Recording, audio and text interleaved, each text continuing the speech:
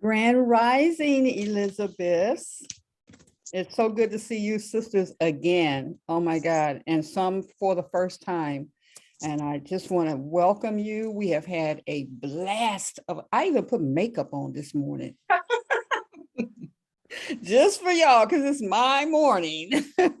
Me and Danny and me. So I just want to welcome you. It really, truly has fed my soul this week.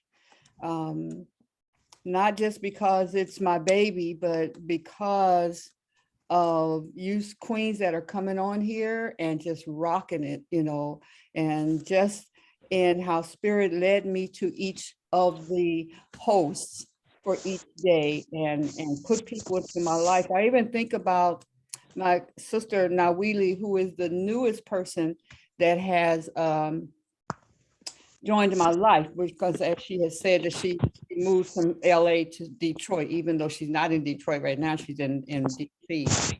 And but it could not happen until she came. She came into my life. And so that is, what they call the fullness. In the fullness of time, this will happen. And we don't know who it takes. We don't know what it takes. Only spirit knows. We only see, like they say, in the car, when you're driving, you can only see 200 feet or whatever it is, something like that.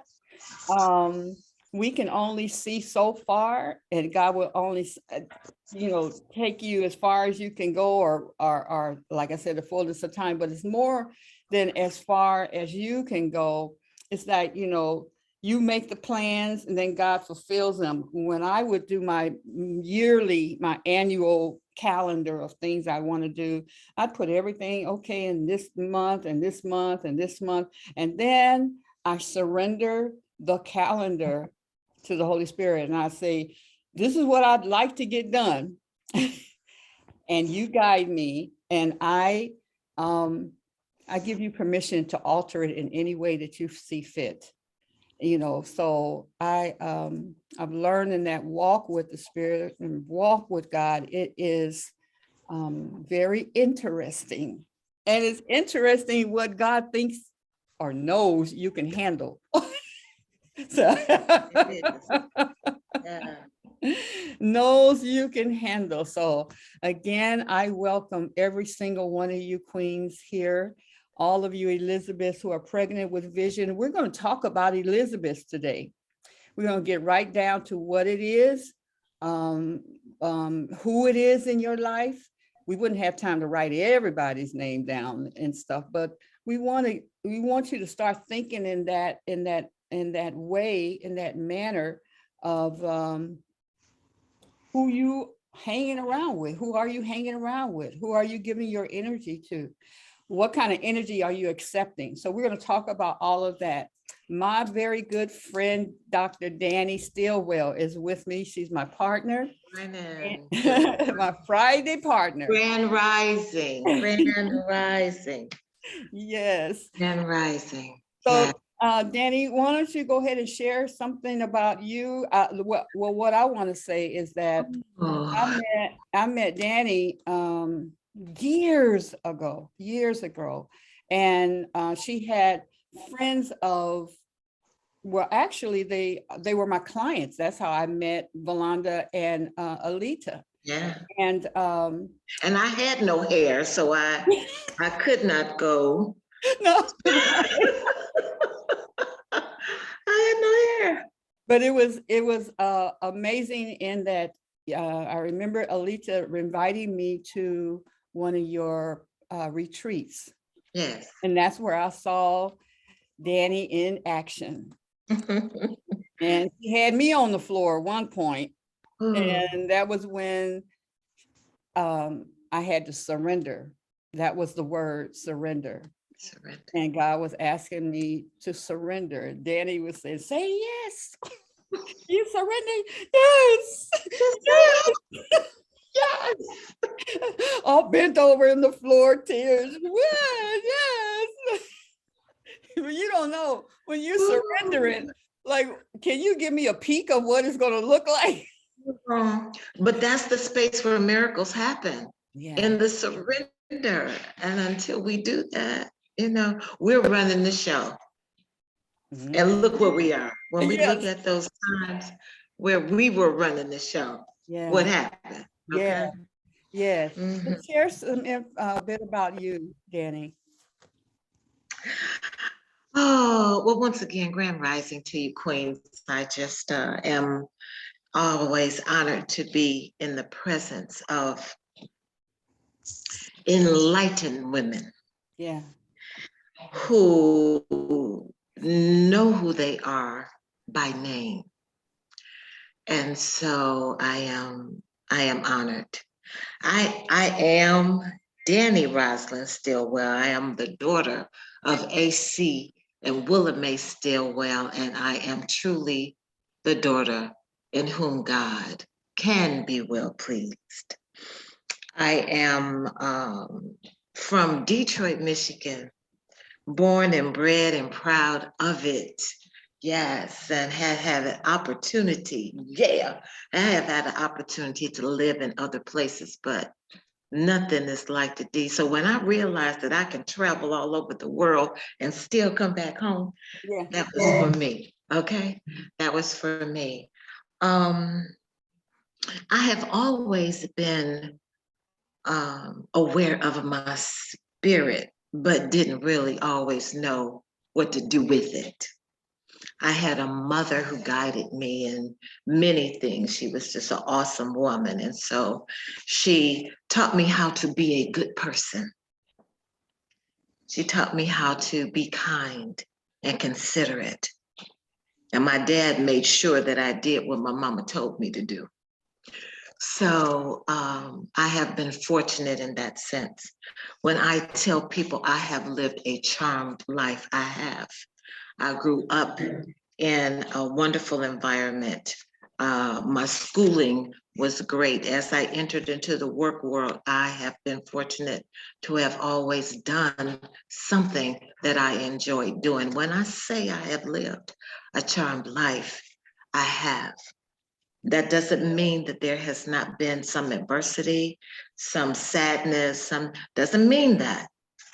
It meant that whatever came my way, I was given the tools to be able to deal with it.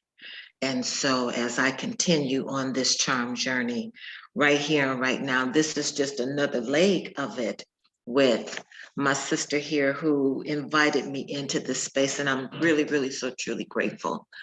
I am a spiritual life coach. I am a massage therapist. I have been a trainer. I worked for the city of Detroit for 36 years and retired. Praise the Lord.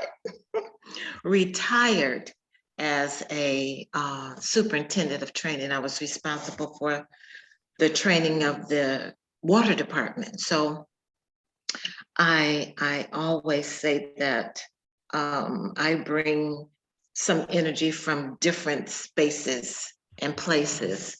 And so I am now and have been a member of Iyanla Van Zant's Inner Visions workshop team. Many of you may have gone to Wonder Woman, and at some point in time over the last 28 years, I have been fortunate to be in the presence of one of the masters. You know, Oprah says that she is one of the greatest spiritual spirits on the planet. I have witnessed that, okay? And she can cook a mean chicken wing and a pot of black beans and rice. Okay, so when I tell you I have been sprinkled with the Spirit of God, and so as I stand in this space as an Elizabeth, I am truly honored and grateful to be in the presence of you all. And that's it. That's who I am. I am a mother of one, a grandmother of three. And if I say that I've done anything right, anything, it was that. It was that. Yes. I am so very, very proud of, and to know that they're out in the world doing what God brought them here to do. And I had a small role in it, dropping little nuggets of whatever I could drop into my daughter and then to my grandchildren. And they are out there blossoming and blooming. I'm good. Life is good. Life is good. Life is good. So that is who I am. And we will find out that, may I say, this week when I was able to, because the funeral services were this week for my dear friend, when I was able to come in, oh my God, just wonderful. You know, I get chills just thinking about it. Chills just thinking about it. The years that I am looking at on this screen of being in spirit. It chills me. It chills me. So I am looking forward to this journey. And once again, I thank you all. Ashe, Ashe. Oh, it's wonderful. Thank you, Danny. I knew that I just knew I always wanted to do something with you. And so this opportunity come forth. As a matter of fact, all of you hosts, I've always wanted,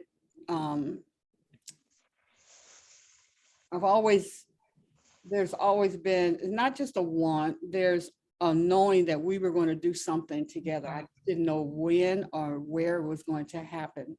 But each one of you, as I've met you, and I'm always calling Razia, no matter what's going on in her life, and I just said, well, okay, you can't do it. I just know that you are my first go-to before I go to everybody else in your field. You know, she's my first go-to.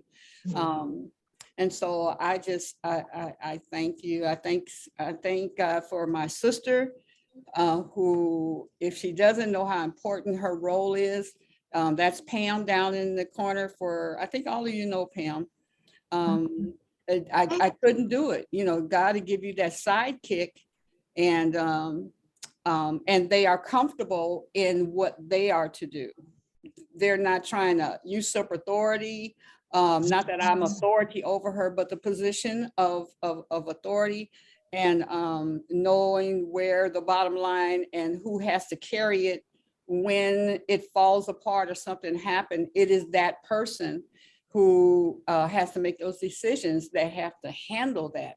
And when you have what's called in the church, they call it an armor bearer, and that they stand before you, they got your back, they got, you know, if somebody's falling in front of you that you're ministering to, they got that, they protect you, they make sure you get your water, you know, and breathe. Right. And is the recording on, Sheila? Turn the recording on and things like that. So I thank you, Pam, and I pray that you know how important not just what you are doing, but who you are to not only me, but to all of these sisters here and everyone else that you have met in your life. If you say Pam, aside, Pam is integrity, the word integrity, the word support, the words loving, giving, forgiving, all of that is there. And I just want you to know how powerful and important what you do is. And anyone else that is a support person, that your part is just as important as the one who's out there doing the speaking or doing the work openly, because it's that armor bearer who will step in. If the bullet comes, they will step in and take that bullet for you. So I give praise to God for you being not only here, but being my sister, and not only being my sister, but also stepping in as my partner, because you don't have to do the other part. You don't have a choice to be my sister. But all sisters are not your Elizabeth. Everybody in your family is not the Elizabeth. That's You have to qualify for that. And you're not Elizabeth to everyone. I'm not an Elizabeth to everyone. Anyway, Grand Rising Elizabeth, welcome again. So we're gonna rock. I have a special guest for you today, Dr. Sue, and I think you can see, yeah, she's waving her hand, and I'll tell you more about Dr. Sue and the class that we're in, which is this class is what is pushing me to do this. It's pushing me because of the assignments that we have to do. It's called Women's Profitable Speaker class. And both Dr. Sue and I stepped into the next level of that. And it's all involved with what we're doing right now, speaking and sharing the world, and how to do it, how to set it up properly so that not only is it effective, but it is also profitable for our lives. So we can do this all the time, you know, and know how to do it effectively, and to walk it all the way through to somebody being part of your life and you helping them for years to come. So it's what I needed, it's what I asked the spirit to, and I didn't know what it was going to look like. I didn't know how I would be able to choose one person to do that, but I have a whole, you know, over 300,000, or not 300,000, but over 300 and thousands of queens that I could tap into it to get whatever I need information wise, and whatever I need, I'm sure, in all other areas. But this right here, this nucleus are all my chocolate sisters. Where when we talk, we relate. So Dr. Sue, I was thinking about that. You want this because you relate. You had the same history as all of us who are melanated and chocolate and cream and vanilla and bronze and all of that. So I get you, sister. I get you. Our conversations, our issues are different. And I just want to say that when for those who don't know, my family has Everett's Natural Beauty School and Salon. And so it's 40, that's my baby, that's my oldest baby. And who is not a baby now, is very, very, very grown. And it runs its own self now.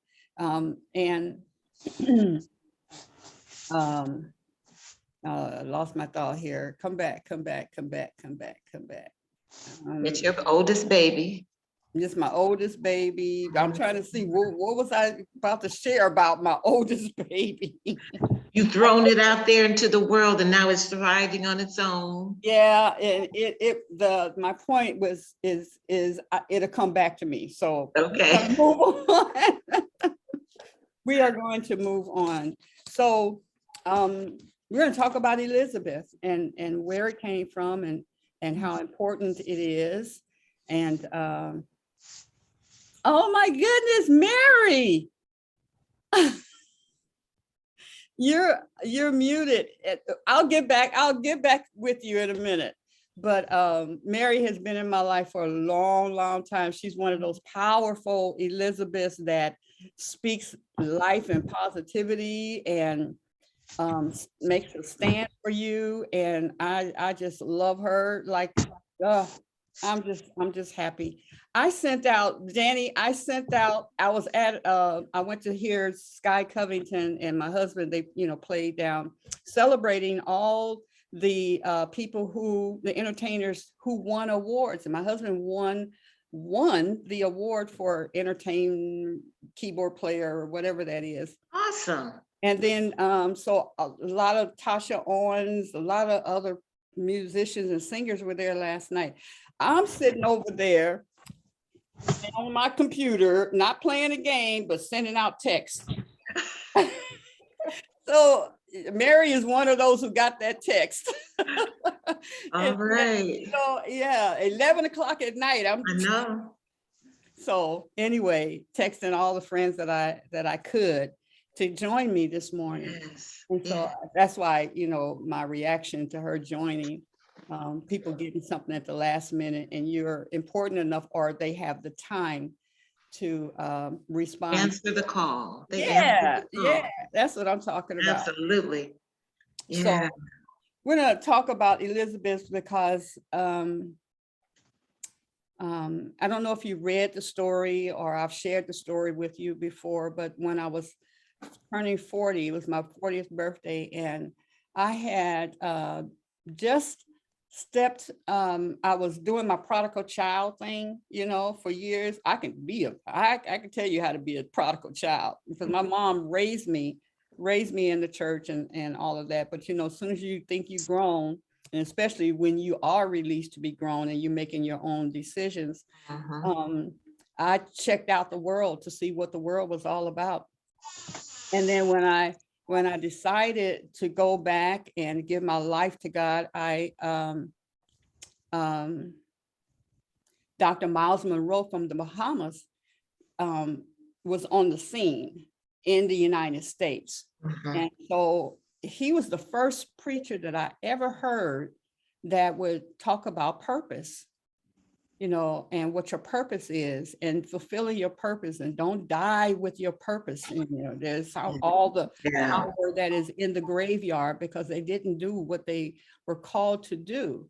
Or they just die unhappy, unfulfilled, not leaving nothing to go on. And we want to do that, not understanding about the baby that is being birthed in you, and either can come stillborn, is that the word? Stillborn, yeah. Or caused to have an abortion, or chosen to be aborted, or having a miscarriage, and the effects of all of that. So when he talked about, when I on my way to see, I said, Mama, let's go. And I picked her up and we're driving, and I said, Lord, give me a birthday present from this man. And when I got there, he talked about time, and that God is not in time, we are in time, and how gracious that is. Because if things were happening and we were caught in doing that all the time, oh my God. But so many times you wake up, and by the time that the day ends, you're like, I can't wait to go to bed. I can't wait to, I need this day to be over. That's why we're in time. Then we wake up and we're refreshed, and then we can move on to what's next. Okay, now let me deal with that from yesterday, but I couldn't handle any more from that. Now I have a refreshed mind, a refreshed spirit, and just rest. And then you're able, now I'll get up and handle the funeral, things, or this argument with, whomever, or take on the bills and things like that. But the wisdom comes when knowing when to do that. Yes. Knowing when to do that, knowing when to stop and say, you know what, God, I'm turning the rest of it over to you. I probably should have turned it all over to you from the beginning. But right now I am, and then lay yourself down. Yeah. Lay down and rest. Yes, absolutely. Absolutely. So one of the things that they had said, Dr. Miles Monroe, in the scripture, because he talks about 20 principles of the way that God sent his vision in Jesus Christ, and we are each his vision. We are that. Is an example and not an example. Example is something like this is going to happen. Ensample is that exactly like this is going to happen. And he went through 20 principles. And I said, and I'm sure everybody, because everybody in that place was on the edge of their seat, like, what? And I was like, has he been a fly on the wall of my life? Because he was just, from everything I was going through, business-wise and, family-wise, all of that. And so he says that when Mary asked, well, how am I going to get pregnant? And he said, well, the Holy Ghost is going to come over you and blah, blah, blah, blah, blah. And then he said, oh yeah. And your cousin Elizabeth is also with child. So Elizabeth was carrying a miracle. Mary is impregnated with a miracle. And so when they come together, the baby leaped. So you want to be around Elizabeth. These are people that when you are around them, they cause your baby to leap. They cause your baby to leap. I can call in particular Mama Ayabe, and we just sit, I'm just calling to say hi. And an hour later, and we're just talking about nothing deep around, what are you doing and how are you putting it together, but just being together and supporting one another. It's just awesome. I can call Razia, and Razia, next time, girl, we got to get off this phone. And we've just been talking about, the issues, not issues, but how we're helping people or what's next in our lives and how can we support one another.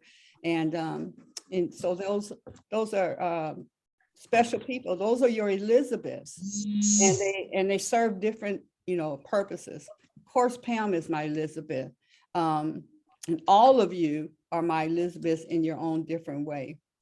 So anyway, from that, I ended up with all the principles. I could see where I'm at in my life on this journey. And like I said, the 43 years is Everett's. I've been working on that. It runs itself. It's time to go to another level with it. But I think I call that my 40 years in the wilderness. Trying to figure this doggone thing out. Why this and why that, and yet celebrating all the goodness in the meantime. Absolutely. Yeah, that's important. Yes, celebration as we go. So many of us don't even celebrate even the small accomplishments that we had. That's a great accomplishment. Creating a school where people can go and learn how to work in spirit on somebody's crown. That's an achievement, and we must celebrate along the way. That's right. That's right. And that celebration is so key. You know what? Let me say real quick. If I don't eat a bag of Lay's potato chips, if I don't eat the whole bag of Lay's potato chips, I'm celebrating, because once that bag breaks open, I'm going to eat the whole it's on. The whole thing is not good for me. So when I don't do that, I celebrate. Yeah. The little things. The little things. The little things. The little things. I know that I have been in reference to Everett's, and I would think about all the people that, that I wasn't able to get loans or grants and stuff for, and I don't have the big giant building and all that kind of stuff. But I think about how many people I've gave scholarships for. I look at the ones that are working in there with me and know that it's from my training that they're able to do what they do for their family and make their own money and all of that. So I had to really reconsider what is worthy of celebration. Yes. As we're talking about celebration and what I have and who I have impacted. So yeah, it's all good. So that is why we're here today and moving forward, taking it to the next level. My baby is now worldwide now. Although we have taught people from all over the world have come to Detroit. And that's when, as we go through the 20 principles, and we're not going to go through that today. That is actually a different class, a whole session. But one of the things it talks about is that what you have growing inside of you, God has made the provision and for people, and there are people that are, as they call, marketed.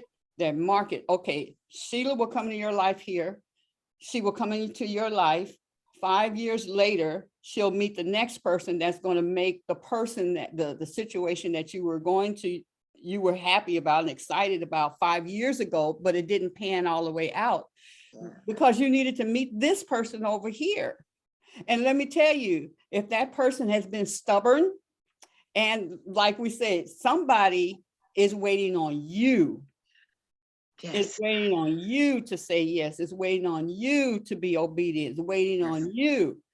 It's not a happenstance. It's like, no, this person, she'll meet this person, and then it will spark something to kick you off on the next journey. So I'm glad I saw you, Dr. Sue, drink that cup because mine is in there. I gotta bring it out.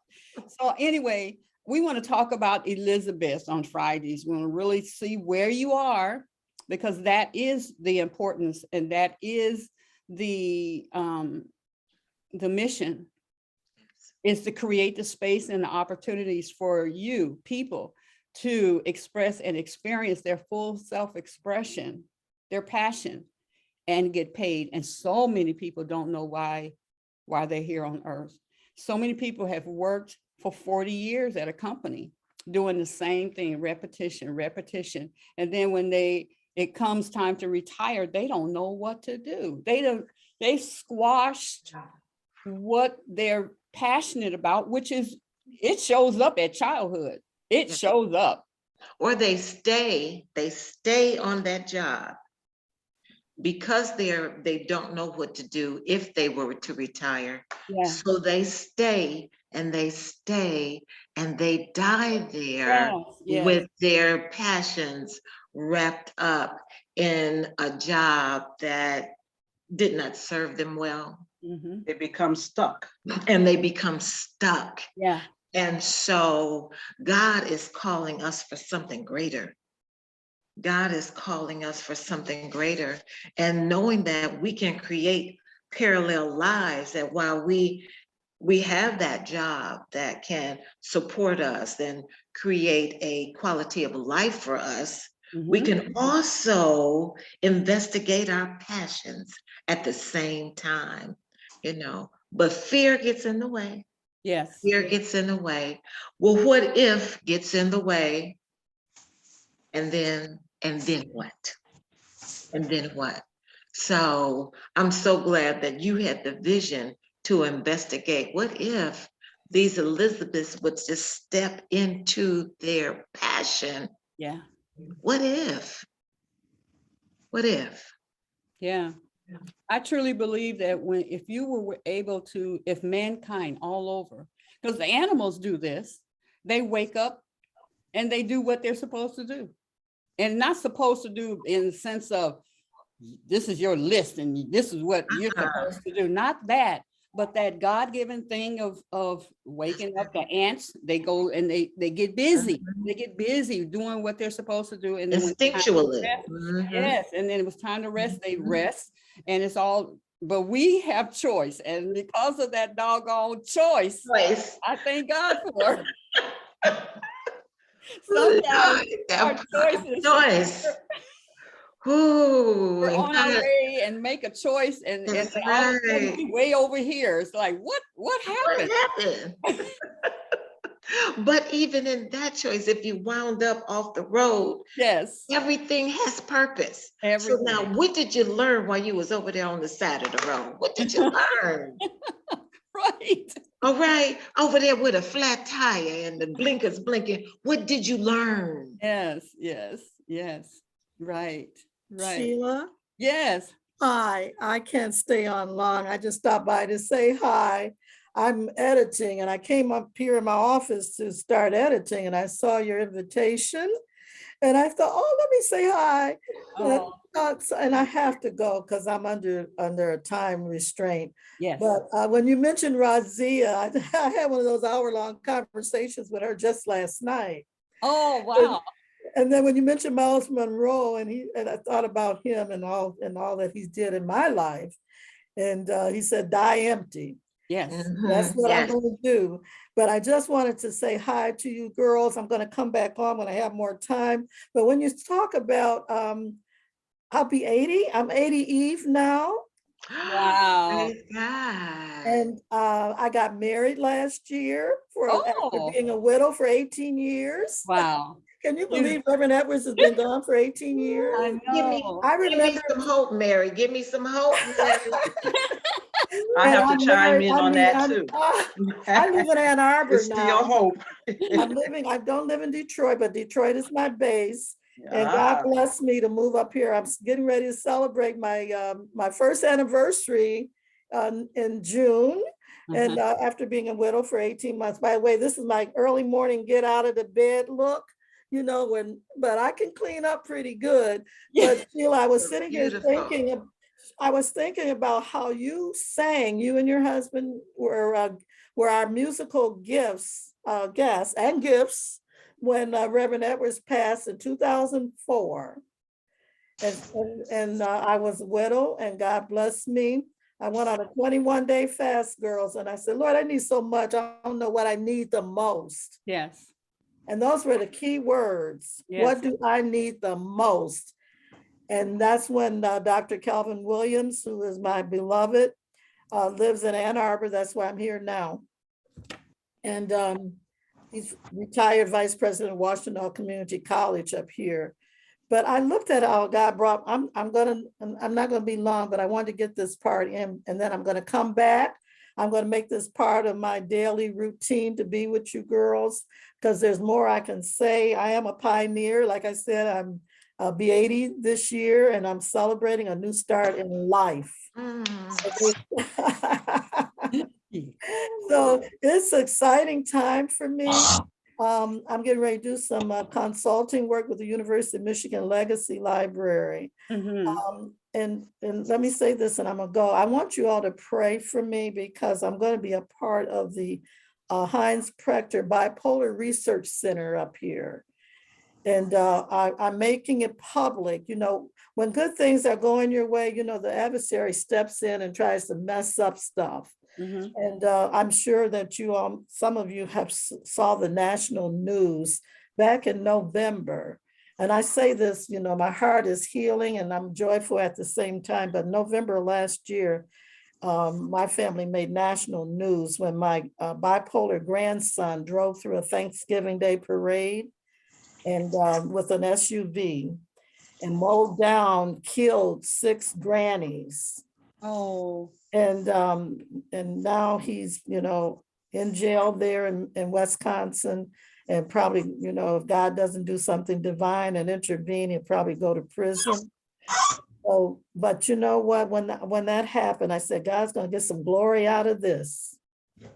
And so as a result of that, I have a healing ministry, but I wasn't focusing as much on the head as I should have been. So I'm going to be back and share more as time goes on, but it's no way I let you talk about Elizabeth without Mary stepping in. I love you, and I want you to fix me up for my 80th birthday. My husband, I married a younger man. He's 79. Uh-oh. You I think I'm going to have to go back to braids. And, I think I need to come to you so Come you on, can fix Mary. me up. You gotta fix me up. Look, if you And, got you a younger man, you don't need fixing up. You already fixed. I know that's right. Okay. Girls, I'm gonna depart with this. The face lies, but the neck tells the truth. Oh man. I gotta go. I love you. I couldn't miss this opportunity, but I will be back. God bless you all. Have a good weekend. Thank you, Mary. Thank you for coming. So in that, this is what, because we're going to have some participation here going here. It was so important what she said about, let me see here, about the, everybody check your mics. There's some kind of squeaking noise and stuff going on. Okay, I want the gallery. Okay, so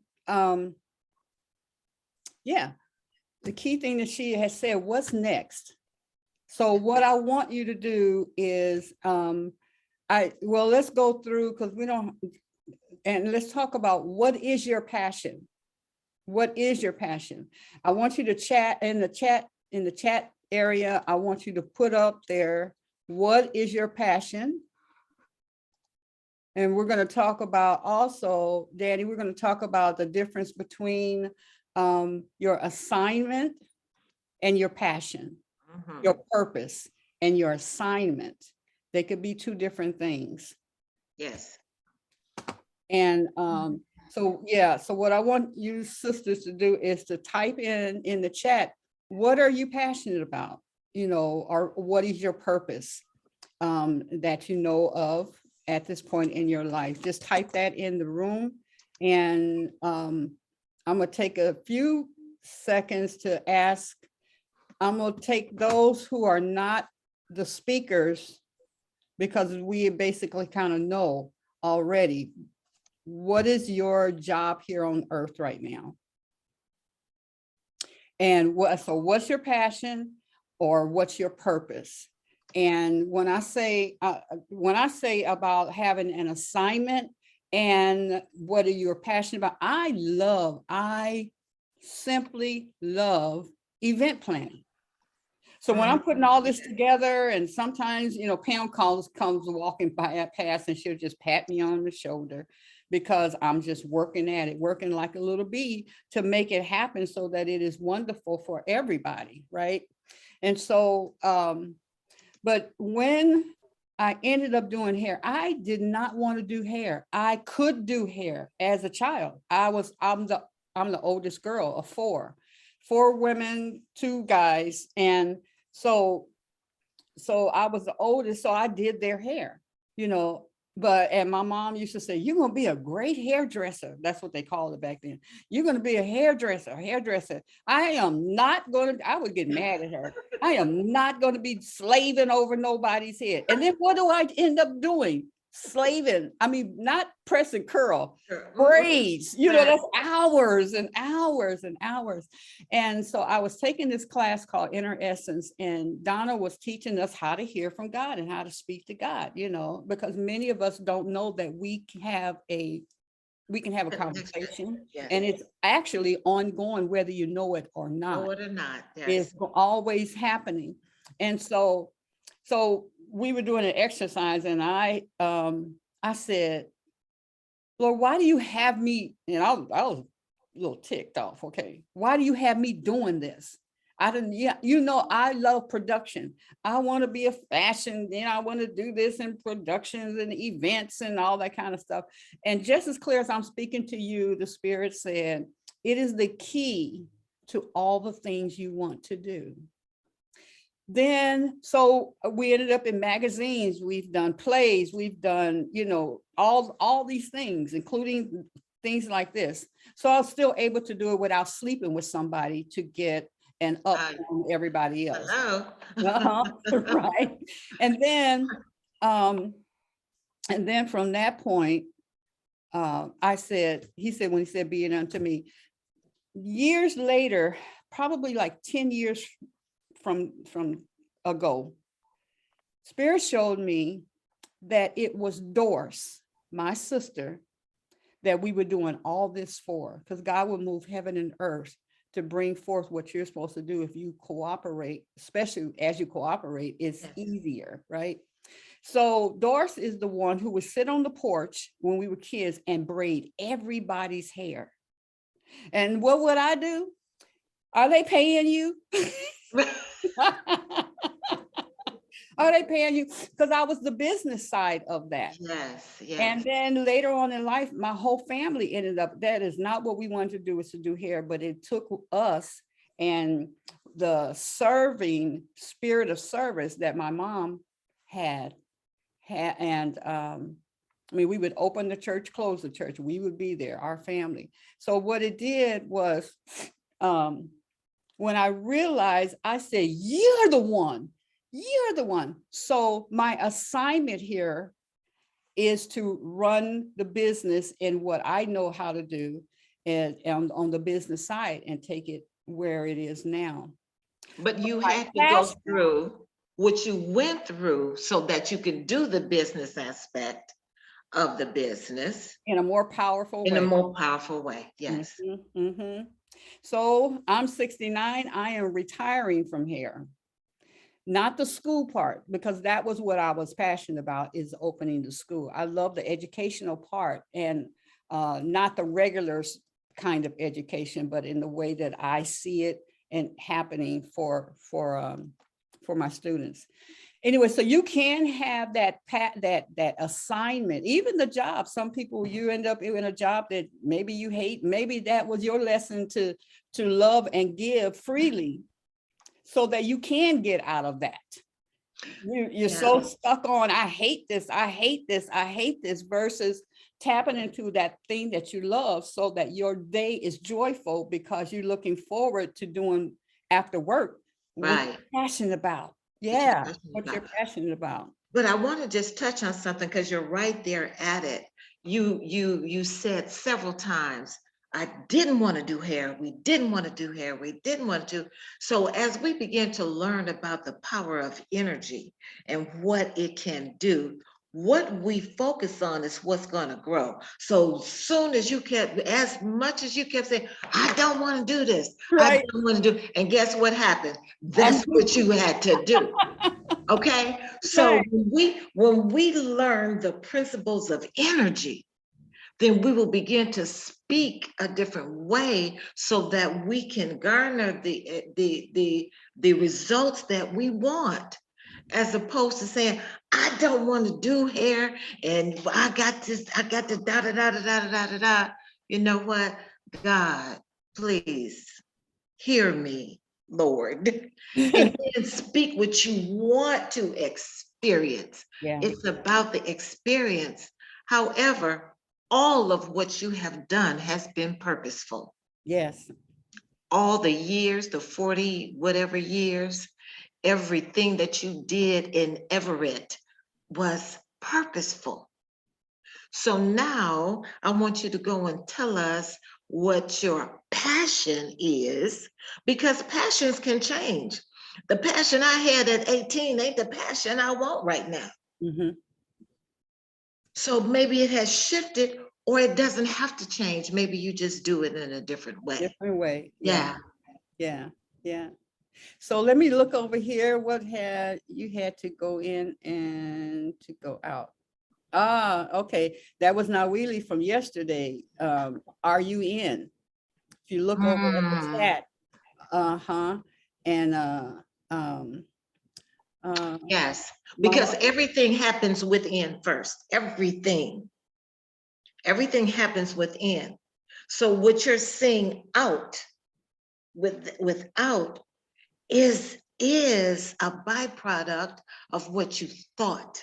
Yes, yes, yes. What you spoke, you know, how you were feeling in your heart. And that's why it's so important for us to be in alignment with the spirit, so that what we think, what we say, and what we feel and how we move is in congruence with how you want your life to unfold. And if it's not, then be still, shut up, go somewhere and sit down and get grounded in what your desire of your heart truly is. Yeah, yeah, yeah. Yeah, but we keep moving. We keep moving. We keep moving. Busy. And busy. It's busy. It's too busy. You know, ooh. Ooh. Busy. Ooh. I'm gonna think of an acronym for busy. Busy, right. Oh, yeah, absolutely. I'm gonna read some of these on the side here. Yes. Let's see. I mean, that key thing that Mary has said, God, what do I need most? Yes. That is so key in what is next, because I'm going to ask you, sisters, what is next? I went to this conference, Income Builders International, and I was at a point in the business where, and I know you felt this, where you can't add anything else. You have come to your limit, and you know that it's time to learn something or do something different. You're at the fork in the road. And so when I went there, I was like, I need this and I need the marketing and I need blah, blah, blah, and I need this and I need the finances and I need blah, blah, blah, blah, blah. And then he said, what do you need? What's my word, y'all? Next. Next. What do you need next? Hmm. So number one, it made it simpler. All that I needed, blah, blah, blah, blah, blah, was overwhelming. But when he said, what do you need next? Brought it down to something that I can handle. Yes. But this is what I need next. So in what you are passionate about, what is next? So let me see here. Dr. Sue, empowering women to achieve their goals. Pam, freedom. Dorothy, my passion has always been sewing and teaching to bring this dining art. Divine, is that supposed to be this dining art? Or is that divine art? Dying art. Dying art. Yes. Dining, D-I-E, yes, yes, Yes. yes. My purpose, Danny, my purpose is to be a champion for those on their journey into wholeness and wellness. That's it. Yeah. Yeah. You know, there is I took a class years ago about finding your purpose. Mhm. And I had this lofty idea, oh, I want to help women do this and become that. And when a woman says, sit down, I was like, oh, and I thought I really had it. I said, that sounded real good. Well, it may have sounded good, but it had absolutely no feeling. Yeah. So by the time the end of the week came, I was able, and we worked through this process, I was able to stand up and say, I am a champion for those on their journey into wholeness and wellness. That is my purpose. How I do that may change over the years. So I have done that by being a massage therapist, body worker. I've done that by being a trainer with the city of Detroit. I have done that by being a facilitator of workshops. I have done that. So what your purpose is why you live every day. It's what you wake up to every day. Your purpose. So I wake up every day being a champion. Now, how I do that will shift during the course of the day, during the course of the year, during the course of a decade. It may shift, but your purpose remains the same.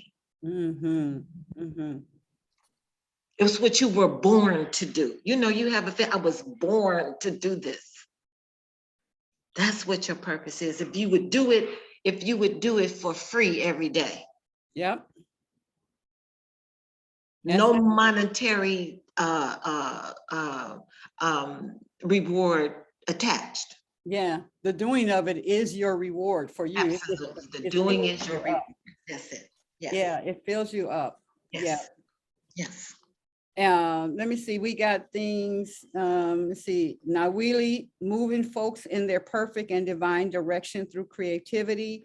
Yana, feeding people I love with food and thoughts. Dorothy, I am also passionate about natural health care. And now I just want to add to, beloved, that for those of us who have a purpose and desire for others, for other people, be mindful of not to be attached to the outcome. And what I'm saying is when you give your gift to those, and they take in whatever it is that you have to offer, don't be attached how they do it. Don't you be attached to whether they do it or not. You have to give it, and give it for the love of giving it, and then let them go out and do or not do with it what they will. We get in trouble as women when we become attached to the outcome, and then we say, didn't I tell you? Why ain't you doing this? And then we begin to beat them up with it. Don't be attached. Offer what you were brought here to do, and take your hands off of it and let God do the rest. I appreciate that so much, because I have always had that passion to see what I released to someone to become fruitful. But then I remember the scriptures that says, plant the seed, someone else will water, and Yes, God will give the increase. yes, And so that helped me to stop agitating myself about what somebody didn't do absolutely, that I released unto them. Thank you so much absolutely, for that. absolutely. Razia, you about to say something? Yeah, I wanted to just thank the sister for reminding us. In my practice for years, in my counseling of women, women who were battered or who had difficulty in their marriages, to say, make sure you're giving what you want to give. Make sure you're giving what you can afford to give, and release it. You don't know how your love will be received. So, You never know. you never know. Relating to your husband, relating to a new friend or whatever. But when you give it, make sure you're getting the joy Yes, from the giving. from the giving. You've Yeah, already been paid. that's right. That's it. That's it. That's it. Mhm. Yeah, because so many times when we're sharing with others, what you should do, the shoulds, you should do this. You don't know if that's number one importance to them or not. You don't know the full story. And I know as it relates to like speaking in tongues and stuff, and it says that you're speaking that you don't know, unless the God interprets that. You get the interpretation of that, because you know not what you should pray for that person, or even for your own self. You don't know really what's next. You think that they need to do this, and really they just need to move the needle over just a little bit, and they'd be on Then target. they'll be on target, right? We done told them you need to go way around here and do all this stuff, and what's next in the spirit is simple. It's this, and it's attainable, because God would not tell you that if it was not if you were not able to do that. So it's that that centering yourself, getting quiet, not having your mind going, because the mind will trick you. It will All the trick you. time. and then It's you're doing tricky. something off the wall. So I've learned, like what you said, to just, you share, and then you just release it, and you let them put it or not in line with what the things that you are willing to do, ready to do, Yeah. going to do. So someone else was about to say something. B, Pam, Mm-hmm. piggybacking on what everybody is saying, we never know well, we don't always know where a person is in their life, in their mind at any given time. And when we go and we drop that nugget or we plant that seed, we don't know where they are and how they will receive it. And how they receive it, like Danny says, how they receive it is up to them, because it looks a certain way to us, but because it looks that way to us doesn't mean it looks that way to them, because of where they are in their life, in their mind at that time. And that is why, what Danny says is a good thing. Don't be concerned, or don't be what that word was that you used, attached Attached to to the outcome. the outcome, because it's in there. The seed is in there. And it's like when you raise your children, you raise them up and you tell them things, and at some time in their life, when the time is right, they're going to use that seed that you gave them. And so it's really important what everybody's saying. Don't be attached to it, because you did it. You did what you were supposed to do. The seed's there, and it will grow. Yeah. Yeah, I want to also throw in there, thanks, Pam, is that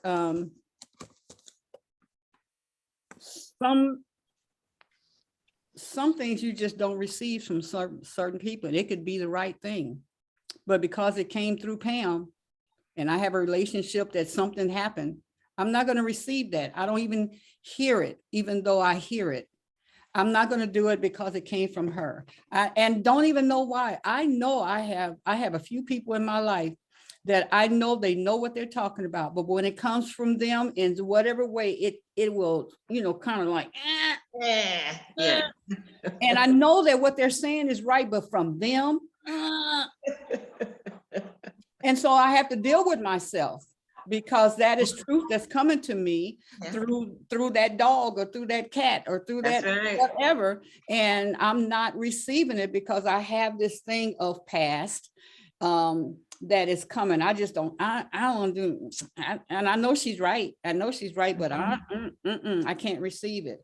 And the truth will come to you Yeah. just as God wants you to get it. You watch a lot of TV, God will bring it to you in a commercial. Mhm. God will bring it to you in something that somebody said in a TV show. You do it a lot of driving, it'll come to you on a billboard. You do a lot of listening to music, it'll come to you in a lyric. God will speak to you as long as you're open to hearing and receiving. God is speaking all the time. All the time. All the time. And we're creating our lives all the time. I want to tell you this, there would be only a few people that I would say this to. I was driving down 94 and someone else had said, I saw you on a billboard. And I'm like, I didn't know where it was, but I'm coming down from the airport and I see this billboard and it is about drugs. And in particular, I think it was about marijuana. I don't know what it was, but it looked just like me. It looked just like me. And it looked like me as an addict. The model that they selected looked just like me. So there was that vision that if I didn't curtail that, deal with that, finish that, complete that, change that, that is what I will look like. It is, and it was gone. After that, I don't know where that poster is, but it was a big billboard that showed me myself. And maybe what you saw might have been a blonde, but what I saw was Sheila up there. And so there was that choice, because I have seen it now. There was that choice of, do you want that as your future? Or do you want, full health and things like that? So God will send even a billboard, put a picture up there. Say, here's your choice. This is what your future look like if you continue. You get what I'm saying, sisters? Absolutely. Yeah, yeah. It's God's privilege and job to show us. Yes, absolutely. It's our choice to listen. Our choice to listen.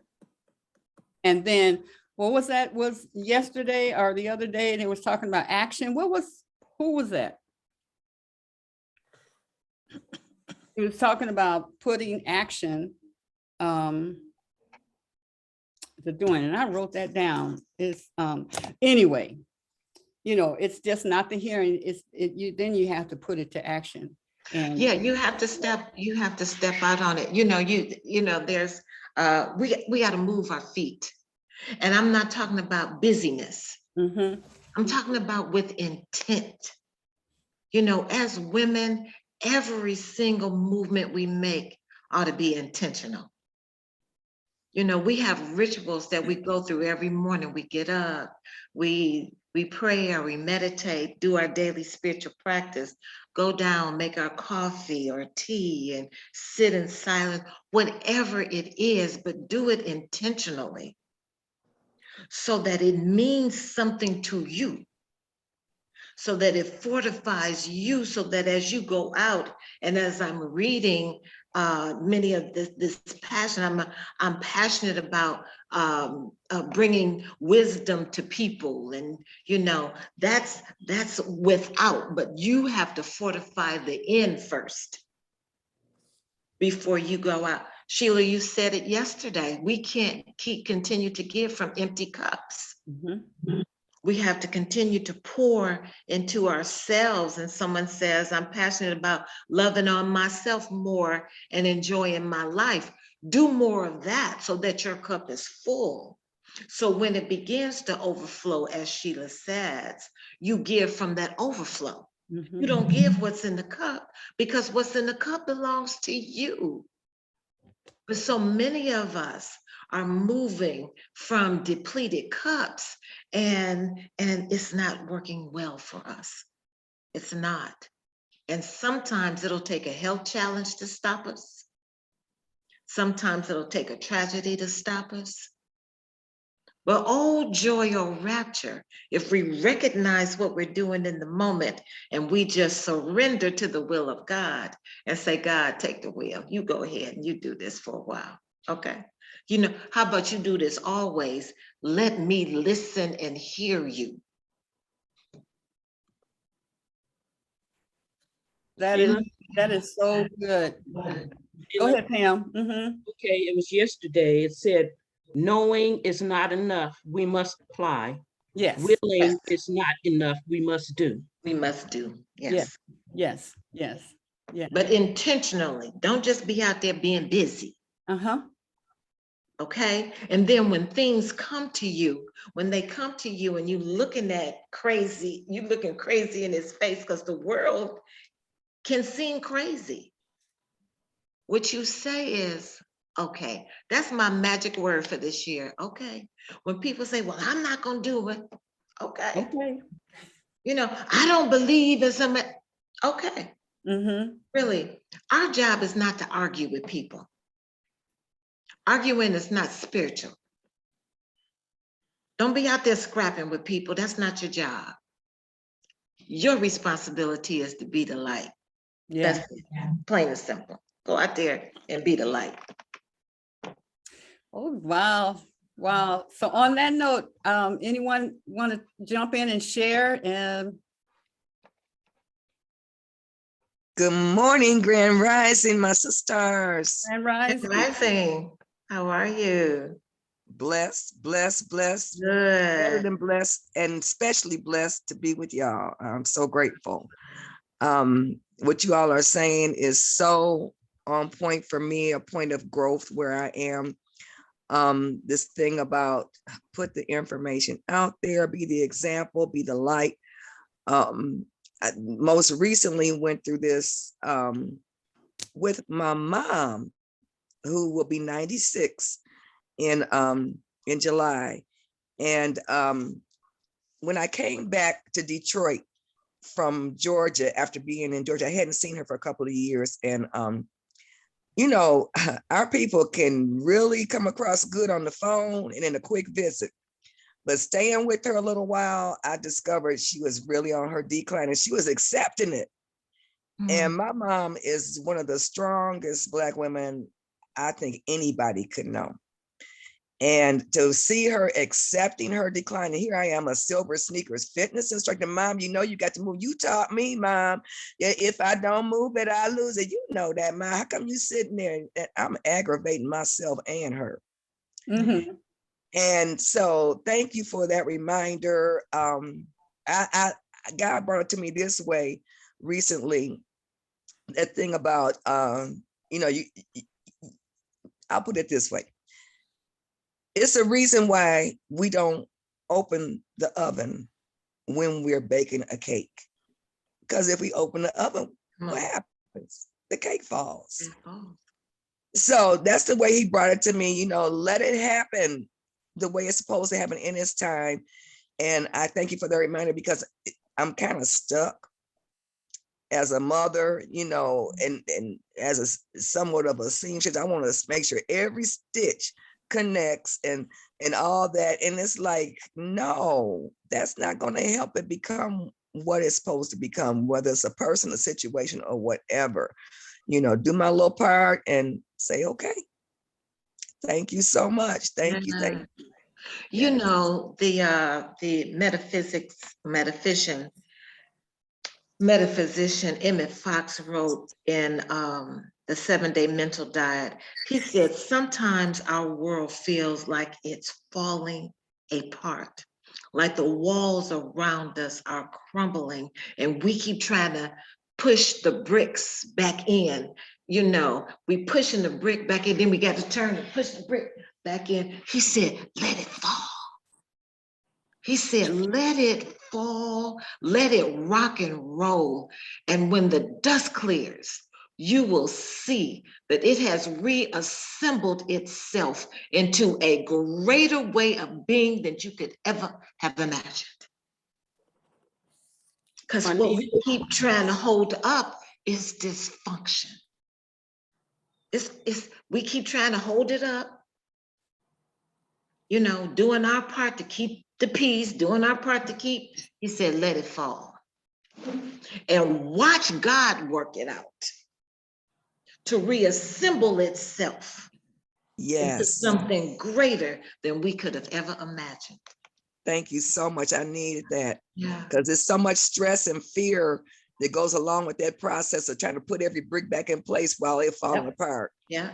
And that's kind of where I've been stuck, and y'all are helping me through it. Yeah. Thank you. God bless And you. God is right there with you. I'm so grateful. Yes. Thank you. Juanita, Yes. death is just another journey. Yeah. When God says there is no sting, there is no sting. Thank you.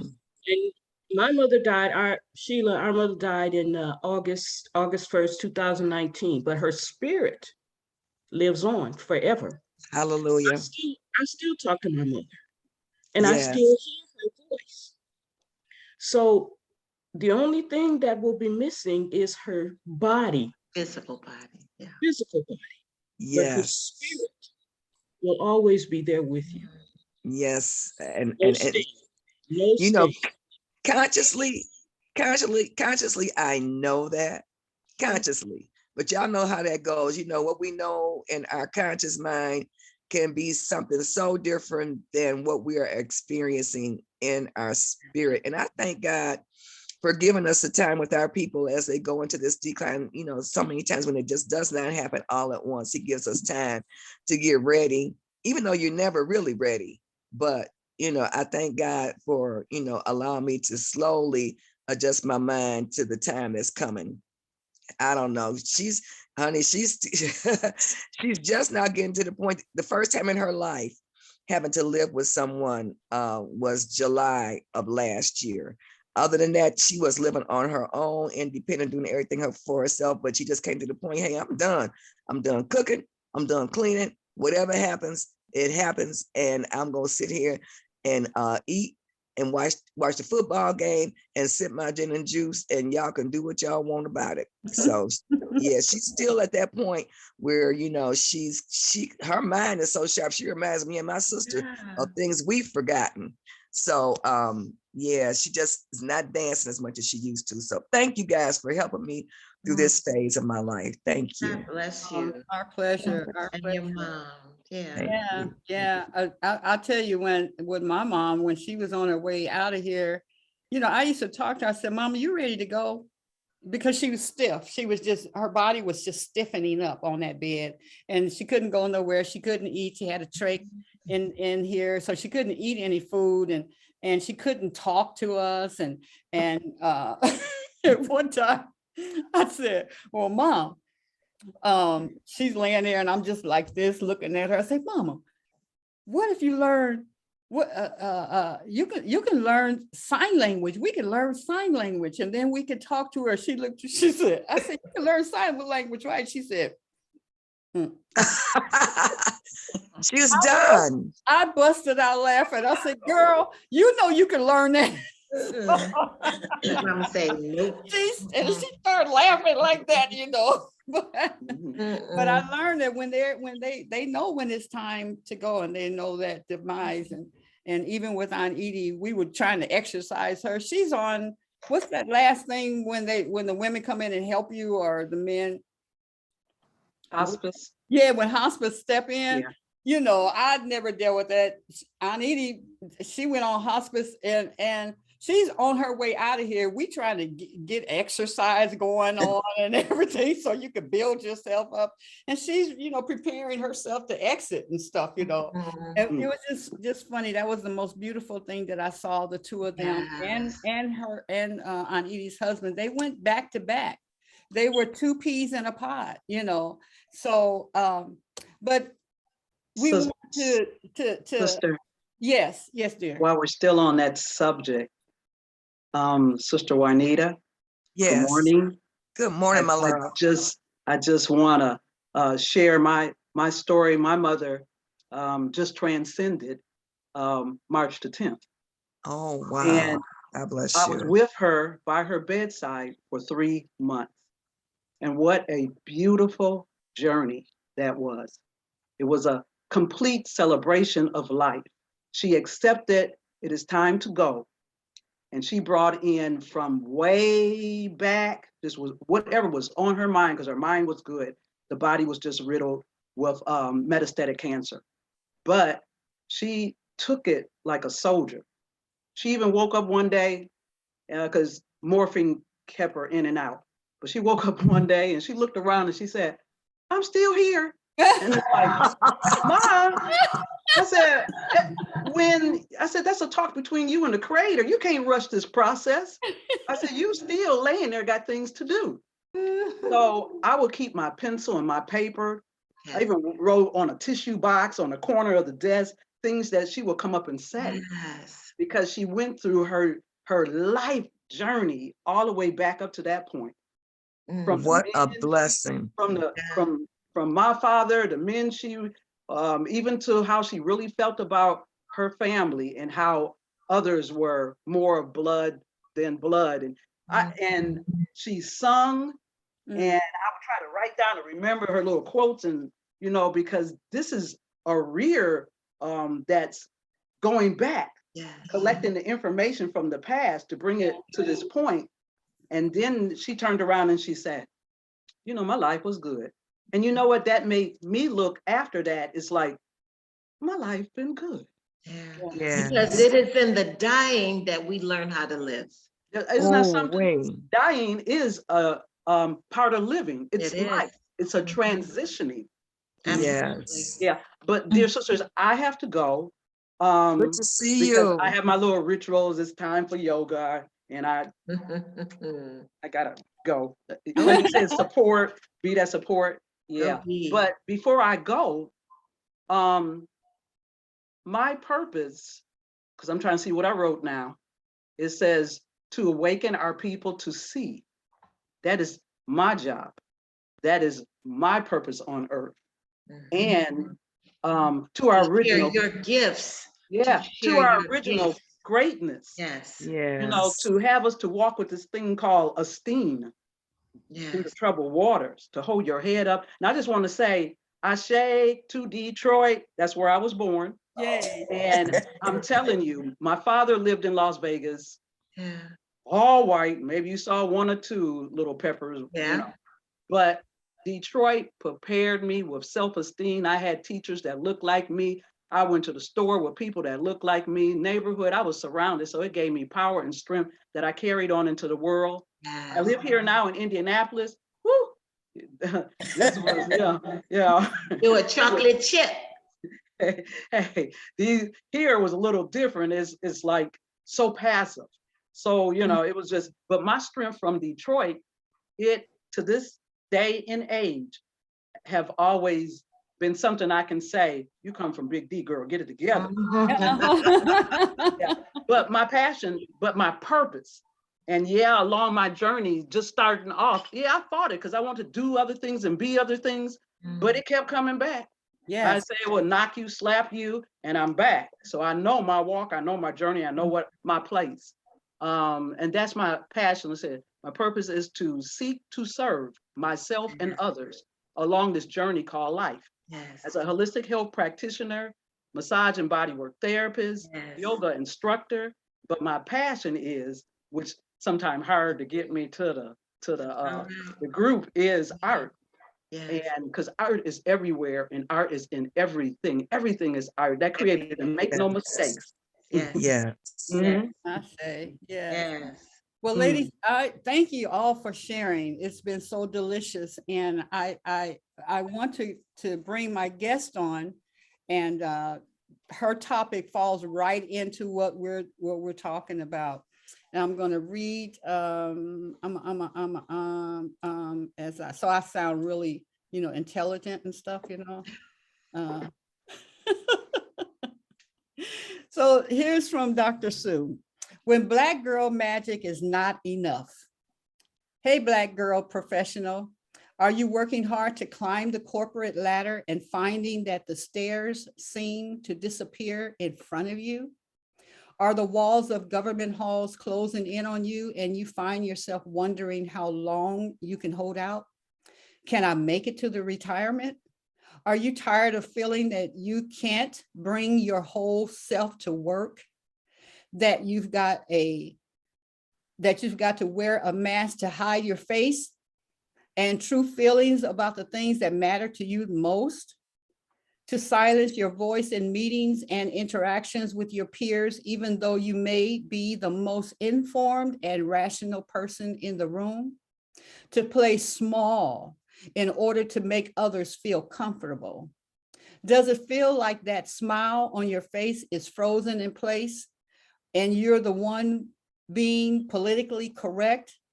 And do you sometimes find yourself doubting your skills and abilities despite the fact that you have both the experiences and the credentials? If this resonates with you, join me for a powerful conversation about when Black girl magic is not enough.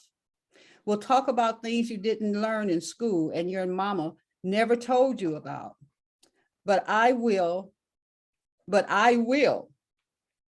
about what it takes to maintain your self-respect, confidence, and sanctify in today's mainstream workplace.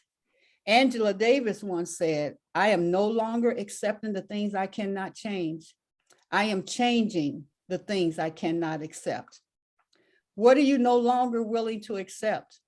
Are you ready to stand in your power, to own your greatness, to lead with confidence and achieve your goals? If so, this masterclass is for you. I'll see you there, Dr. Sue. I'm Dr. Sue, energy healer and greatness coach, executive life coach. By Elizabeth, I want to introduce and I want you to welcome Dr. Sue. I am so blessed to be here. I've been getting chills the whole time. You know, when God is speaking to me, the energy flows and I just feel it all over my body. And it's like, ooh, this is so good. I wrote all these notes. It's like, I don't even know where to start. I got so much stuff, but I'm not going to try to go into that. Let me just say, Grand Rising, ladies. Oh my God, Grand Rising. It is so good to be home. It is so good to be home because I step into a lot of rooms and I've stepped into a lot of rooms in my life. And I've stepped in as the only one, or I've stepped in as one or two. And the second one was afraid to be one, right? So you walk into a room and you look and there's that recognition and then there's a turn away. So you still are by yourself. I think she stepped off, but the lady who, the 88-year-old who's recently married, there's hope for me, right? Yes. I will turn 71 on June 14. I'm so grateful. I'm so grateful to be here. She gives me hope. You all touched on so many things. And let me just say, I didn't prepare a speech. I didn't know what to bring. I knew that I always pray God just flow through me. When you ask what is your purpose? My purpose is to be a messenger. I'm God's mouthpiece. I do what I feel that I need to do because my human mind, as small as it is, feels that it needs to prepare and over prepare. And then I say, okay, God, I've done this and I just allow. So whatever comes through is what God is channeling through me to share with you. And the big thing is, Queen, thank you for inviting me. I just have this overwhelming sense of love. And I'm told to tell you, one of the things that I don't do it. God does it through me. Channel the energy work, I have been known. Like some people call me a psychic. I don't take that title. I allowed God to use me. I'm a vessel. And so in being a vessel, sometimes I hear things that I share. Sometimes I see angels. Sometimes I have direct connection with the ancestors, those who have passed on. And even I have contact sometimes with people who are in other dimensions that have messages and that are your guides, our support system. So I had that surrender experience. At this point, I would say about 8 years ago, when God had me down on the floor. And I'll just share, I know I'm going out of order, but you all get what I'm talking about, right? And so because you talked about so much and I wanted to talk about all of it, but a big part is not just recognizing the Elizabeth in others, but recognizing the Elizabeth in yourself, right? And willingly submitting to the call. I didn't do that. I didn't submit. I said, God, if you just let me do this one more thing, please, just let me do this. I promise you, God, I promise you, if you just let me do this one more thing. And the God that I serve is a wonderful God. And it was like, okay, so you're going to do this and you're going to do this. And the last time it was, God, let me do it. No. I have prepared you even before you were born for this purpose, and the time is now. And so when you talk about the fullness, my fullness, when God says, step forth and be the mouthpiece, that came about 8 years ago. And it's funny, but it's not. I'm sitting in my house, I'm sitting on my couch. I've got a picture of a represent piece of art of Martin Luther King on one wall and Obama on another one, right? And I'm sitting there and I'm looking out at this big oak tree that has its arms up to the sky. And I love to sit there in the corner of my couch. And I hear the voice saying, bow down before him, worship and adore him. I'm going, what? what is that, right? And I just kept having this feeling that I was supposed to do something. And finally I get up off the couch, but I don't know what I'm supposed to do. And I think, Martin, you talking to me? He didn't respond. I sit back on the corner of the couch, right? I hear it again, and there's this energy that is literally pulling me up off the couch. I get up, I walk around the corner to where Obama is. You talking to me? I go back and I sit down on the couch. Then I hear, bow down before him, worship and adore him. I go, see, I'm not always the sharpest pencil in the pack, right? I get that, right? And so I said, oh, you want me to pray? I got you. Well, I can do that sitting down right here. Let me just sit back in the corner of the couch, right? So it's like, I keep hearing it and it's coming with an urgency. And there's this energy that literally is pulling me up off the couch. So I stand up, I go, okay. You know the child's pose when the child is leaning across the bed and I get in that. I am not getting down on the floor. I don't know what you're talking about. I'm not doing that. So I get in the child's pose and the voice is getting louder and the energy is getting more intense. I go, okay, so you want me to literally get down on the floor. Finally, I go, okay, I'm down on the floor, forehead on the floor.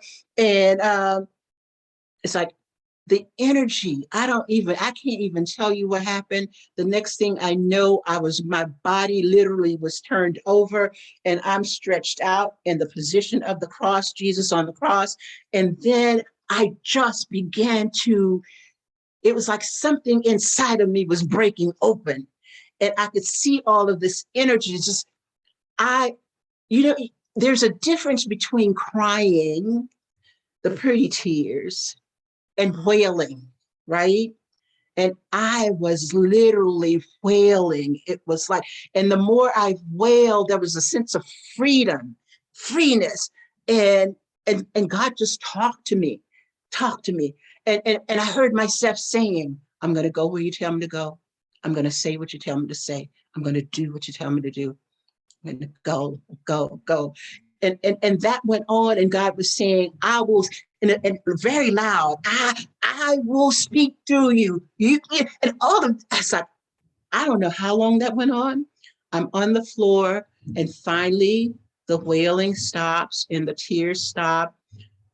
And I come back into my physical human beingness. And I think, what the heck just happened? Because I wasn't there, but I was there. So now I want to tell someone about the experience. I grabbed my phone because I had been on the phone previously. I grabbed my phone. The phone doesn't work. It didn't work. I said, I gotta go get this phone fixed because I need to tell somebody about this, right? I go to Verizon. I'm sitting in the car waiting for them to open, and I hear there's a young man in there. You need to tell him to call his mother. His mother is not doing well. I said, wait a minute, God, wait. I heard you just said you were going to go where I told you to go. You were going to do what I told you to do. You were going to say what I told you to say. I go, okay. Well, what you want me to say? You will know. You'll know. I'm thinking in my humanness, I don't know how I'm supposed to know this. You want me to walk up to a stranger and tell him, do you know how serious that is, God? You want me to walk up to a stranger and tell him that his mother is not well? He's going to look at me like I have lost my ever-loving mind. Go. You said you were going to go. So I go inside the store. I hand the young man my phone. You know, I'm asking, so is this what? Yeah. I hand him my phone. He says, what's the problem? I said, my phone's not working. It was working. He hits the phone. It comes on immediately. Immediately. It's like, no, I know I didn't drive all. That phone was not working. I tried it. And this is what I'm saying to him. I tried it. It wasn't working. So now I'm thinking, okay, God, is this the person I'm supposed to talk to? Yes. And I'm going, how do you walk inside of a store and just tell somebody that their mother is not well? Right? That's huge. So I was looking, it just happened. My eyes fell on one of those iPad things, and I was looking at it. And he says, oh, well, since you're here, let me just show you what the iPad can do. And he says, well, what's your favorite book? I got all kinds of books. I could not think of a book. He said, well, he said, he asked me a couple more questions. And then finally he asked me a question about a topic. He said, well, just give me a topic. And I said, psychic. And he said, oh, are you a psychic? And I said, no, but sometimes God tells me things. I know things. I said, it's not that I know them, but it's what I'm receiving. So when was the last time you talked to your mom? And so that was the entree, right? And I was able to share. When I think back to that experience, there have been many evolutions of being in purpose, because we're always in purpose, even though we may not think that we are. Everything that we do is purposed and purpose for in that moment. And it really depends on how open you are to receiving the information, to understanding what it is that God is trying to tell you, and then to moving on that, as opposed to, this isn't what I want to do, when you can begin to understand life is a river. Life is a river. And everywhere you are on that river is exactly where you're supposed to be. And so God, when I think of my surrender experience, my true beginning to understand about Elizabeth, because I've had many Elizabeths and many Elizabeth experience, although I never heard the term until I recently just met Queen, right?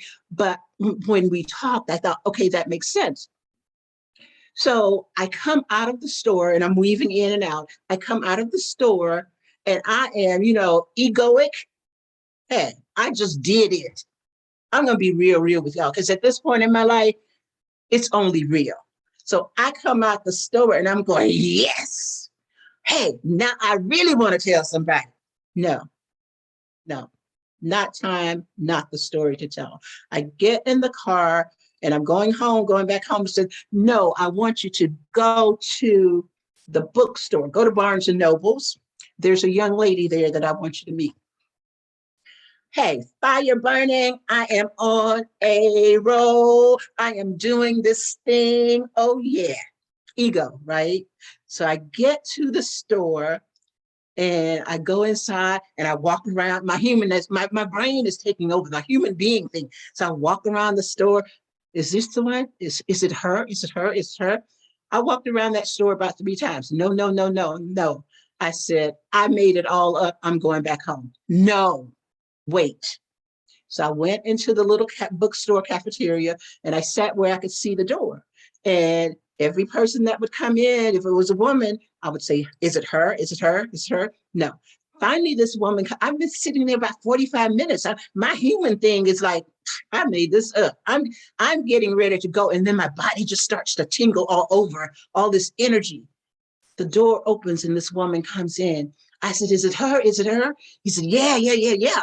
And I'm saying, okay, what do you want me to tell her? Are you ready?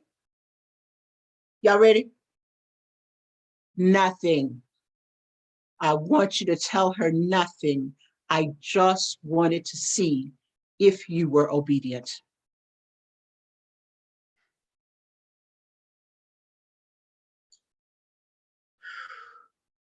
We all have gifts. We're always in purpose. Because we are human, we have to learn to listen. There's so much noise. We exist in a sea of noise. It's not real. It is not real. When we do not know that it's not real, we believe that what we see with our eyes is what there is. We govern ourselves and our behavior according to what we see with the outer eye. What I've learned in my 71 years, and it's been a hard lesson, hard fought series of lessons, but what I've learned is to have a divine appointment with God by whatever name you call him or it. I believe someone got a little upset with me in the group that we were in because I said, there are many paths, but there's only one destination. Only one destination. That destination goes by many names, but it is only the creator. It is the creator. We all serve and we all are one with, and we all are one of the creator that created us in its energetic likeness. This God that we talk about. I grew up in the church. I come from a family of 10 children. And Danny, as you were talking, I was grateful to hear your story because your story is not my story. And what I want to share on that point is it's okay that your story is not my story and that my story is not Queen's story or Pam's story, because God didn't create us all alike. And he didn't give us all the same experiences, and we don't have all the same lessons that we're learning. Even when they look the same, they are not the same, because there's not a grain of sand that is identical with any other one. And so those are some of the lessons. But I want to share a little bit about my background because I'm the girl who was least likely to succeed. I'm that girl. We came from a family of nothing. My father, I didn't really know him. He went to prison when I was 1 year old. My mother had 10 children. My grandmother took my oldest brother from my mom so that my mom could marry a man who was older than my mom, right? And he didn't want my brother. We didn't know. My grandmother kept him, so we didn't really have that brotherly, sisterly relationship. My father went to prison for murder when I was about 1 year old. So he was never in the home. But my mother had never worked outside of the home because she was too busy having babies. She went from her mother's house to my dad, and from there he kept her, as they said, barefoot and pregnant, right? And he was an abusive man, according to the stories that I've heard. He would beat her, beat her, beat her. He was, quote unquote, and these are some words that are triggering for me, because there is it's a conundrum. He was a good provider. He was a good husband, but he was abusive. So those two, you see what I'm saying? Yes. Yeah. So that's who he was. My mother was a high yellow.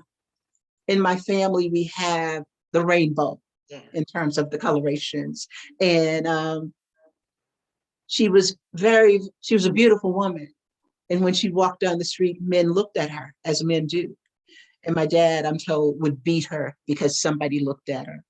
And so she grew up in a very cowering way, because to fend off the abuse. But when he was gone, then she never worked. So she had to take care of all these children. But the thing that I like about my mom and women like her is my mom, she only finished 3rd grade initially, but she was a brilliant woman and she created her own system. She couldn't afford childcare and she had to work. So the younger ones took care of the older ones. And they would take turns staying home with us. And she would say, this person is in charge of you and you had better do what he says, because if you don't, then you're in trouble with me. And if he doesn't tell you the right thing, he's in trouble and you're in trouble. So she created her own daycare system, right? But what she instilled in us was a love of learning, because she would we would sit on the floor around her as she was doing my hair, and she would tell us stories, right? And she would tell the stories about how she had to walk for miles to go to school, and how she picked cotton, and how she had to go to the bean field, and how she only got to go to school when the weather was bad, because when the weather was good, she had to work in the fields, right? And she would say, I just wish I had learned to read. So my mom taught herself to read, right? And she taught us, I would say, she said, you're going to be a teacher. Now let's talk assignment and purpose, right? You're going to be a teacher when you grow up. And I said, oh no, that is definitely that is not what I'm going to do. Because see, I didn't have a vision of what teaching meant. I thought teaching meant I had to work with little nappy-headed, bad girls and boys like me and my brothers. No, I don't want to do that. I'm not doing that, right? So what am I now? And what have I always been? I'm a teacher. That's what I do. My friends remind me, you cannot have a conversation with any of us at any time without teaching us something. If we start talking about string beans, you're teaching us how to snap. So I have finally accepted, okay, so I'm a teacher. I love, God has been showing me recently things that he planted in me early on.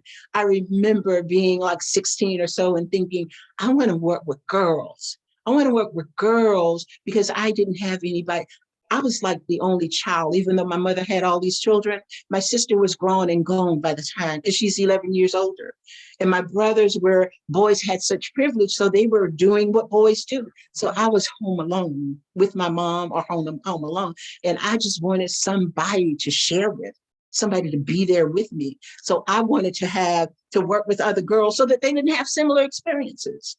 Now I'm just going to drop this in, and I'm not going to labor in it, but I'm going to just keep it moving. One of the things that happened as a result of not having someone that I felt comfortable talking with is that my doctor began to molest me when I was 14 years old.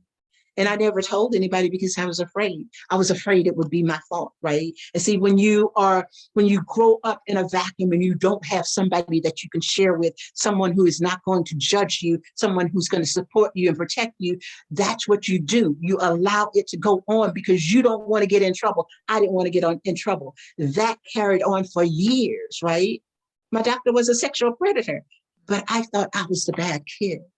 And so I'm thinking, it started at 14 and 16. I'm thinking, I want to work with other girls. I wish, but then I thought after a while, that's not what I'm going to do. So my journey has been one of, I spent 45 years in criminal justice. I started out as correctional officer. I worked as a deputy sheriff, an investigator, a prosecutor, a defense attorney. I was a Tallahassee, Florida I was their first police legal advisor. I was with them for almost 10 years. I left there and went back to get my PhD. From there, I worked with Georgia State University and retired. So I'm currently an emeritus professor. I still work with the Atlanta Police Department in their training. I still work with MARTA as a part of when they have their promotions process. I've been an independent consultant. My expertise is in diversity, equity, and inclusion. I have been, we're constantly being reborn. And so I retired 5 years ago. 5 years, I retired in 2015. It's like, God, you still have me immersed in this area. What am I supposed to do with this? And so now, just now, for even as recently as yesterday, I was driving along and I heard, you've been 10 years birthing. And so now I am in a new space. And the new space is, yes, I'm still a teacher. And now I'm working with women because I have seen so many women who, we have the fire, but we don't have the support. And even as we're talking diversity, equity, and inclusion in these white spaces, we're not talking it in a way that really empowers women of color. We're doing the, pardon my language, I don't mean to offend anybody, but we're doing the white bread thing. We're doing what's politically correct. We're talking about that, but we're not talking about those times when you sit in the room and you're not recognized. You sit in the room, you're physically present, but you are invisible. We're not talking about the impact that it has on your confidence, on your self-esteem, on your, despite the fact I've got 5 degrees, 5 degrees. And there were times that I sat around that table and I felt like, I don't know enough. I'm not good enough. I shouldn't be here. You damn right I should be here. I worked for it. I earned it. It is the river of purpose that God placed me in and brought me from nowhere. When I tell you, 1 year old, my dad went to prison, sexually harassed, abused, physically abused by my husband who threw me across the room. Hey, I deserve to be here. I worked for it. I earned it. Why am I sitting at this table feeling less than? Less than. I am a messenger, and my message is greatness is your birthright. Own it. Own it. But in order to own it, we have got to divest yourself of the labels, of the layers. We've got to tap into, we really have to revision you. You have to revision you. You have to take off the mask, take off the layers, and get back to who is the me that God intended me to be. Praise the Lord. I'm going to be preaching in a minute. Yeah. Come on now. Because we have taken on so much of who we're not that we don't know who we are. And if you want to, greatness is not something that society gives to you. God already gave it to you. Greatness is something that you step into and own. And when you can see through your spiritual eye as opposed to your physical eye, then you can know who you are. When you are confident and competent in who you be, nobody can give you that and nobody can take it away from you. But we have to first educate ourselves. That social media stuff, I'm on social media all the time, but it is a job. I am out there working. It has nothing. I know about marketing. That's a part of what I've been learning. We need to understand that everybody is taking a snapshot of a moment in time. It ain't real. None of it is. So why are we believing that it is? Why are we believing that it is? When we believe that it is, it keeps us small. Open up and see all of the riches that God has for you. But first, you have to see it here. You guys, church talk, as you were talking, it's like, oh, so much stuff. But revision who you be. Revision. Go back to, I wrote a book. I had no clue what I was doing. God told me, title it, Return to Self. That was just the first stage. It is not it's good work. It's not my best work because I didn't know what I was doing. A part of it was a clearing away of my own mask, a clearing away of my own stuff. Very, very cathartic. And from time to time, more frequently than not, we need to sit in the silence sit in the silence and allow God to show us who we really are. All of my life, I haven't had Elizabeths who have clung to me. I've had people who have come to me because they saw me as their Elizabeth. And see, this is something that we also have to learn to do.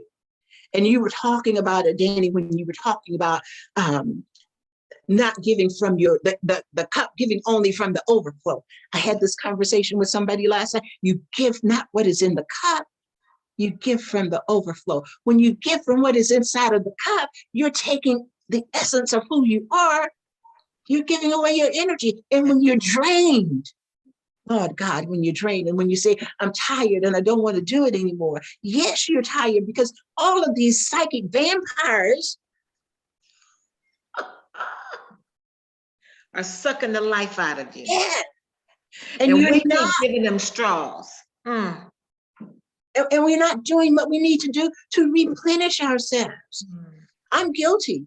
I'm guilty. Me too. And we all are. We all are. Because we have so much to give. And we just keep going. But you better stop.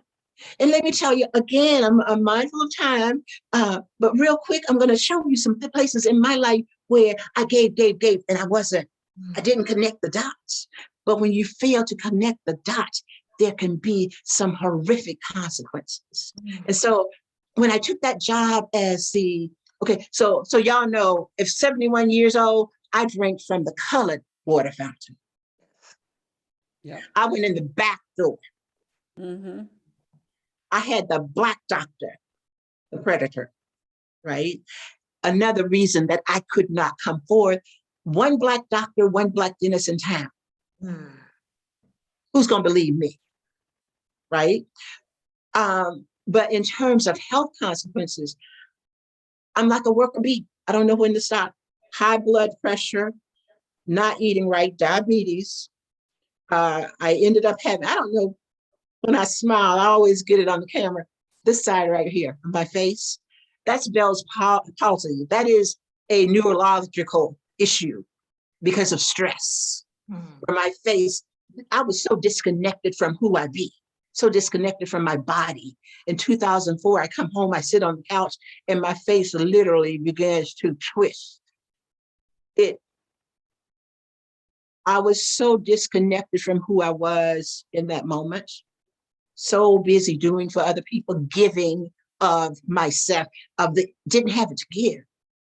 I didn't have the presence of mind to realize that I was suffering a major medical emergency. I didn't. It never occurred to me to call 911. It never occurred to me to call anybody else. I sat there and watched my face and just felt it as it lit, this whole side just froze, paralyzed. I don't know how long I sat there. Ultimately, it began to right itself, but it could not have. And perhaps if I had gotten some attention, maybe I wouldn't have the lingering effects. But I'm good with the lingering effects. You know why? Because they remind me. And sometimes even that's not enough. During 2019, 2020, 2021, I lost 4 members of my family, not to COVID, but totally unexpected. 2 brothers, 2 nephews. I had, going home to the first one's funeral, my lung collapsed. Never made it to the funeral. I made it to the hospital. Next time, going home to my nephew's funeral, my lung collapsed again. That time they did surgery. Within 6 months of the first 2 people dying, 2 more people died, and then the lung collapsed. God is such an amazing God. Oh, Jesus, God is so good. Speaks to you all the time in so many ways. This body is miraculous in terms of how it is put together. The mind is amazing. The spirit is huge. God will not put any more on you than you can bear. But the thing is, you have to be open to receiving it. Now, a turning point was for me, like, who was it that talked about your mother and her just being ready to leave? Mm. When my lung collapsed the second time, I said, God, I'm tired. I'm 70 years old. I've been through a lot. I have helped people. You can find people that I have taught, that I have mentored in every level of government around this country and out of this country. I've done, God, what you told me to do. I've been on the front line. I have, before talking about racial profiling was popular, I was out there saying, yes, you profile. I know you profile. You trained me. I profiled. I thought it was what I was supposed to do because that's what you taught me to do. So yeah, I know about policing. I know all about that. Before people were talking about sexual harassment, yeah, I know about that. I studied about that. I've been sexual harassed. I'm on the front line, going around dealing with law enforcement again, because those are areas that we don't want to acknowledge, right? I said, God, I've done what you told me to do. I'm tired. I'm ready. When I was in the hospital, I'm going to say this and I'm going to wrap it up. I was in the hospital there for 7 days. Day 5, the physical therapist comes in and she says, we're going to walk the stairs today, Miss Collins. And I'm thinking, I don't really want to walk the stairs, but okay. So I get up out of the bed and she helps me and we walk out of the room into the hallway and then turn almost immediately to go toward the stairwell. And as we turned, I saw this woman. It was like an apparition, but it wasn't. It fully embodied. And she's humped over, she's bent over, literally like this. Her body is like that, right? And she's got a cane and she's walking with it. And God said, choose. Now, let me tell you what had happened just before that. I'm sitting when I'm laying in the bed and I'm saying, I'm tired. I said, okay, God, you know, we're God and I have this relationship. We just talk like this. I'm going to give you one more chance, God. I'm going to give you one more chance to prove to me that this life is worth living because I don't want to do it no more. Right now, if you say that to a therapist, she thinks you're going to go and commit suicide. I wasn't trying to commit suicide. I was just saying, I'm tired of going out trying to feed your people. I need to be fed. Right. So I'm not going to do this anymore. You got to do something different. So I walk around the corner and I see this lady. And God said, that's you. Now choose. And I said, okay, all right, I got that. I don't choose to be that. I don't, but in that moment, I also said, okay, since I'm going to give you one more chance, then I'm going to play full out. Full out. And whatever it is you say is coming out. If someone is offended, I'm sorry, I'm not trying to offend, but I will speak the truth. Whatever you give me. So as I was preparing to come to this morning, I said, God, I don't know what to say. I know that there's a lot that could be said.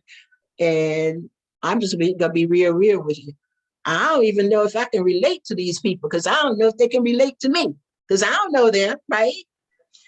Queen and I, we had that, we connected and we had that long conversation and it was good. But it's like, well, that's Queen. I don't know about the rest of these people, right? So I'm coming in some kind of way, but I have just been so fed and so full. And I am so grateful that you all have honored me with this opportunity to share yourself with me.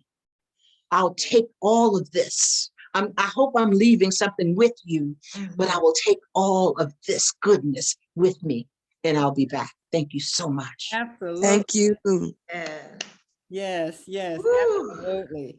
Well, we are at the top of 10 o'clock and it's been so delicious. I was saying yesterday, Dr. Sue, I went to my sister, I said, we're leaving people wanting, and that's what we want to do.